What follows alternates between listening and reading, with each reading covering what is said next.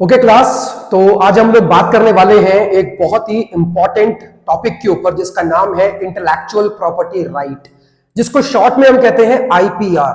क्या बोला मैंने? आईपीआर कहते हैं उसको। ठीक है, देखो इससे पहले कि हम आईपीआर का मतलब जाने कि असल में ये क्या होता है, सबसे पहले हमको ये बात जाननी पड़ेगी कि इंटेलेक्चुअल प्रॉपर्टी का मतलब क्या होता है, या सिंपल वर्ड्स में कहूं तो प्रॉपर्टी का मतलब क्या होता है। प्रॉपर्टी का मतलब होता है सर संपत्ति। क्या तुम्हारी जमीन तुम्हारी प्रॉपर्टी है? हाँ सर, संपत्ति है। क्या जिस घर में तुम रहते हो क्या तुम्हारी प्रॉपर्टी है? बिल्कुल सर, संपत्ति है। ठीक है, अब इसको थोड़ा सा मैं दूसरे एंगल से बोलने वाला हूं। क्या अपनी प्रॉपर्टी से तुम जिंदगी भर पैसा कमा सकते हो? सर बिल्कुल कमा सकते हैं। क्या जिंदगी भर उसी प्रॉपर्टी से अपना पेट भी पाल सकते हो? बिल्कुल सर। अगर वो जमीन वो घर मैंने किसी को रेंट पर दे दिया, मैंने अपना कोई व्हीकल किसी को रेंट पर दे दिया, तो क्या वो व्हीकल मुझे पैसा कमा के दे सकता है? सर बिल्कुल दे सकता है। बिल्कुल सेम वे में एक नया टर्म है इंटेलेक्चुअल प्रॉपर्टी। क्या बोला? Intellectual property. अभी जो मैंने आपके सामने नाम लिया था, जमीन का, बिल्डिंग का, कार का, या कोई और चीज जो आपकी प्रॉपर्टी में गिनती होती है जिसकी, उसे हम कहते हैं, उसका नाम क्या होता है? Physical property. क्या बोला? Physical property. सर ऐसी प्रॉपर्टी जिसको आप देख सकते हो, जिसको आप छू सकते हो। लेकिन एक प्रॉपर्टी ऐसी होती है सर जिसको ना तो आप देख सकते हो और ना जिसको आप टच कर सकते हो, आप उसको छू नहीं सकते। उसी को हम बोलते हैं इंटेलेक्चुअल प्रॉपर्टी। अब थोड़ा इसको सीधे टर्म्स के अंदर मैं आपके सामने बात करने वाला हूं। सर इंटेलेक्चुअल का मतलब होता है द क्रिएशन ऑफ माइंड। मतलब सर ऐसी प्रॉपर्टी जो आप देख नहीं सकते लेकिन वो प्रॉपर्टी आपके दिमाग के अंदर है। क्या बोला मैंने? है ना, थोड़ा सा शायद आपको ये बात हजम नहीं होगी। सर कुछ बातें ऐसी होती हैं जिनके थ्रू मैं पैसा कमा सकता हूं, वो भी मेरे लिए प्रॉपर्टी है और मेरे दिमाग के अंदर है। कहने का मतलब, फॉर एग्जाम्पल मैंने एक सॉन्ग लिखा, क्या आप मानते हो कि उस गाने को बेचकर मैं पैसा कमा सकता हूं? हाँ सर बिल्कुल कमा सकता हूं। अच्छा, वो सॉन्ग लिखने के लिए मैंने क्या इस्तेमाल किया? माइंड। मैंने सोचा। इसका मतलब साफ हो गया सर, ऐसी कोई भी प्रॉपर्टी जिसका ताल्लुक सीधा मेरे ब्रेन से है, मैं सोचता हूं तब वो मेरे लिए प्रॉपर्टी बनती है और मैं उसके थ्रू जिंदगी भर पैसा कमा सकता हूं। चलो एक एग्जांपल और लेते हैं। सर एक बहुत बड़ी कार कंपनी को मैंने एक कार का डिजाइन अपने आप बनाया और मैं चाहता हूं कि वो कंपनी को मैं डिजाइन बेच दूं। ध्यान से मेरे एग्जांपल को सुनना। मैंने अपना दिमाग इस्तेमाल करके एक बहुत ही अच्छे कार का मॉडल तैयार किया है। ऐसा मॉडल जो मार्केट में कहीं नहीं है, किसी के पास नहीं है। सबसे पहले उसको मैंने सोचा और मैंने उसको एक कॉपी पे ड्रॉ कर दिया और फिर जाके मैं कंपनी को जाके उस जो डिजाइन है मैं उसको बेच रहा हूं। क्या कंपनी खरीद सकती है? हाँ सर। मुंह मांगी कीमत दे सकती है? हाँ सर। तो वो डिजाइन मेरे लिए क्या बना? Sir it's a kind of a intellectual property, क्योंकि वो मुझे पैसा कमा के देगी और वो एक ऐसी प्रॉपर्टी है जो फिजिकली कहीं पर भी अपीयर नहीं कर रही सर, वो मेरे सोचने पर काम करती है। तो ऐसी हर प्रॉपर्टी जो हमारे दिमाग से ताल्लुक रखती है उसी को हम बोलते हैं इंटेलेक्चुअल प्रॉपर्टी। बात समझ में आ रही है ना? अभी मैं आऊंगा इसके ऊपर जो लिखा हुआ है, अभी हम बात करेंगे। लेकिन उसके पहले आप एक बात समझो कि ये चैप्टर असल में है क्या? आईपीआर, इंटेलेक्चुअल प्रॉपर्टी का सर हमको जो शब्द है जो आपने बोला इसका मतलब तो हमें क्लियर हो गया, बट असल में ये आईपीआर क्या है, इसमें आर क्या होता है? What is right? Intellectual property right. चलो, आपके पास एक जमीन है, क्या प्रॉपर्टी है? हाँ सर, फिजिकल प्रॉपर्टी है, नॉट इंटेलेक्चुअल प्रॉपर्टी, क्योंकि सर आप उस प्रॉपर्टी को देख सकते हो, जमीन है, आप उसको छू सकते हो, तो कौन सी हुई? It is a physical property. क्या सबूत है कि वो प्रॉपर्टी आपकी है? आप कह रहे हो कि सर वो जमीन मेरी है, बहुत बड़ी जमीन है, आप कह रहे हो जमीन मेरी है और इससे मिलने वाला सारा बेनिफिट मुझे मिलना चाहिए क्योंकि मैं इसका मालिक हूं। सबूत दो कि तुम इस जमीन के मालिक हो। सर जमीन की रजिस्ट्री होती है, मकान की रजिस्ट्री होती है, नहीं है? हाँ, जो कार, बाइक, स्कूटी, हर चीज की आपको क्या मिलता है? There is a registration certificate. इस चीज का प्रूफ है सर कि उसके मालिक आपको, और क्योंकि उसी कागजों के आधार पर वो जो राइट आपको मिले हैं गवर्नमेंट से। आरसी किसने दी तुम्हें? अपनी कार की गवर्नमेंट ने दी। मकान की रजिस्ट्री तुमने कहां करवाई होगी? गवर्नमेंट से करवाई होगी। मतलब गवर्नमेंट इस चीज को पुख्ता करती है, ऑथेंटिक करती है कि इस प्रॉपर्टी के मालिक आप हो, तो इससे मिलने वाला सारा बेनिफिट भी आपको मिलना चाहिए। क्लियर हुआ नहीं हुआ? हाँ सर, इसका मतलब है कि फिजिकल प्रॉपर्टी को हम सेव कर सकते हैं और उससे मिलने वाला सारा बेनिफिट हमको मिल सकता है। और उसके लिए मैंने क्या बोला, जमीन की जो आपकी रजिस्ट्री होती है, it's a kind of a right, एक अधिकार है आपके पास उस जमीन को इस्तेमाल करके सारा बेनिफिट कमाने का। किसी कार, स्कूटी, ट्रक की आरसी, रजिस्ट्रेशन सर्टिफिकेट, सर वो इस चीज का सबूत है कि आप उसके मालिक हो, और क्योंकि आप मालिक हो तो उससे मिलने वाला सारा बेनिफिट भी आपको मिलना चाहिए। What about the creation of mind? मैंने कोई सॉन्ग लिखा और मुझे लगता है कि कोई भी म्यूजिक कंपनी को अगर मैं ये गाना जाके बेचूंगा तो ये गाना बहुत चलेगा और मुझे इसकी मुंह मांगी कीमत मिल सकती है। अब जरा 2 मिनट के लिए सोचो, किसी और के अगर हाथ आपका वो गाना लग गया और उसने जाके आपसे पहले किसी कंपनी को वो सॉन्ग बेच दिया अपने नाम से, आप उसका क्या उखाड़ लोगे? क्या कर लोगे आप? तो आपके पास राइट होना चाहिए कि वो जो गाना आपने लिखा है ना सर, उसको इस्तेमाल करके सारे बेनिफिट आपको मिलेंगे, पैसा आप कमाओगे। तो उसी राइट का नाम क्या होता है? Intellectual property right. कि सर जो मैंने इन्वेंट किया, जो मैंने खोजा, उसको भी इस्तेमाल करके पैसा कमाने का अधिकार सिर्फ और सिर्फ मेरा है, और मैं ये बेनिफिट उसको दे सकता हूं जो मुझसे ये राइट परचेज करेगा, वो भी एक टाइम पीरियड के लिए। बात समझ आ रही है? That is your what? Intellectual property right. अब देखो, 2 तरह के टर्म्स के बारे में मैंने अभी आपसे बात करी है। पहला क्या था? इंटेलेक्चुअल प्रॉपर्टी, मतलब सर ऐसी प्रॉपर्टी जो आपके माइंड के, आपके सोचने से बनी है, पहले वो वजूद में नहीं थी, आपने सोचा तब वो बनी है, और क्योंकि वो आपके लिए प्रॉपर्टी है इसलिए जाहिर सी बात है कि वो आपको बेनिफिट भी देगी। लेकिन आपको इस बात का ध्यान रखना है कि वो बेनिफिट सिर्फ आपको मिले, आपसे पहले कोई उसे कॉपी ना कर ले, या आपसे पहले उसका इस्तेमाल कोई और ना कर ले सर अपने नाम से। तो उसके लिए भी आपको राइट, आपको गवर्नमेंट से लेना पड़ता है, और उसी राइट का नाम होता है इंटेलेक्चुअल प्रॉपर्टी राइट।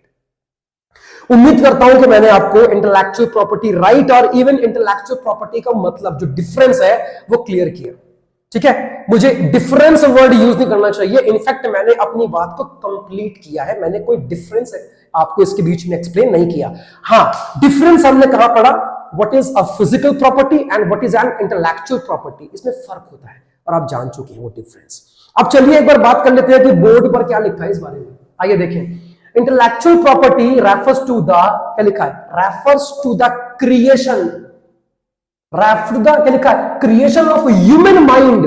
सर ये एक ऐसी प्रॉपर्टी है जो फिजिकली कहीं पर भी एग्जिस्ट नहीं करती, ये आपका दिमाग है जो सोच रहा है ना? क्या लिखा है? माइंड लाइक इन्वेंशंस, आपने कोई खोज करी, इसके अलावा literary, artistic work, image, designs used in the business.